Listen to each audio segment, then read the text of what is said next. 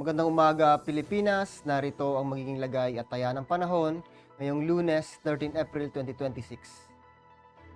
Sa kasalukuyan, ridge of high pressure pa rin ang nakakaapekto sa malaking bahagi ng ating bansa, lalong-lalo na dito sa Northern Luzon. Samantala, ang tropical cyclone na binabantayan natin o minomonitor sa labas ng Philippine Area of Responsibility ay nag-intensify kaninang alas 3 ng madaling araw into a super typhoon. Ito ay namataan kaninang alas 3 ng madaling araw sa layong 2,500 kilometers silangan ng Visayas. Ito ay may taglay na hangin na 205 kilometer sa gitna at may pagbugsong 250 km. Ito ay inaasahan or forecast movement niya ay westward sa bilis na 15 km per hour. Ang sinasabing tropical cyclone or bagyo sa labas ng ating Philippine Area of Responsibility ay mababa pa rin ang tsansa niya na pumasok sa ating far line. Dulot nga ng ridge of high pressure, inaasahan pa rin natin ang Metro Manila at ng labing bahagi ng Luzon, Visayas, ganoon na rin ang Mindanao, ang fair weather condition or bahagyang maulap hanggang sa maulap na kalangitan na may mga posibilidad na pulupulong pag-ulan, pagkulog at paghidlat. Para sa flight level wind chart, sa malaking bahagi ng ating bansa, inaasahan pa rin natin ang katamtaman hanggang sa malakas na hangin na nagmumula silangan dito sa Luzon. Samantala dito sa Visayas, ganoon na rin sa Mindanao, aasahan natin ang hangin na nagmumula sa Hilaga Silangan.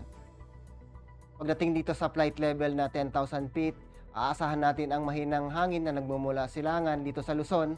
Samantala dito sa Visayas at Mindanao, aasahan pa rin natin ang bahagyang malakas hanggang malakas na hangin na nagmumula naman sa Hilaga Silangan.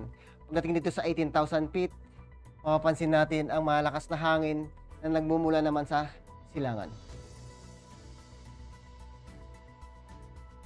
Ang impact nito sa flight operation sa Metro Manila at ang laming bahagi ng bansa, aasahan natin ang subsiding air mass resulting in stable condition and fair weather.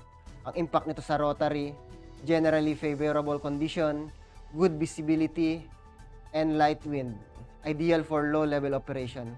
Pagdating naman sa fixed wing, aasahan natin ang generally smooth condition, isolated light turbulence, possible due to afternoon convection. Ang araw ay sumikat kaninang 0544 at lulubog mamayang 1810. Meron tayong moon illumination na 19% decreasing.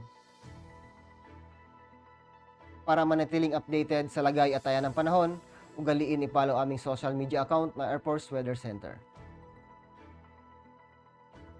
In behalf of our Commanding Officer, Colonel Alvin Jan Cugador, FAP GSC, ako po si Technical Sergeant Bill Amory I. Bautista, Weather Broadcaster ng Air Force Weather Center. Muli, magandang umaga, Pilipinas.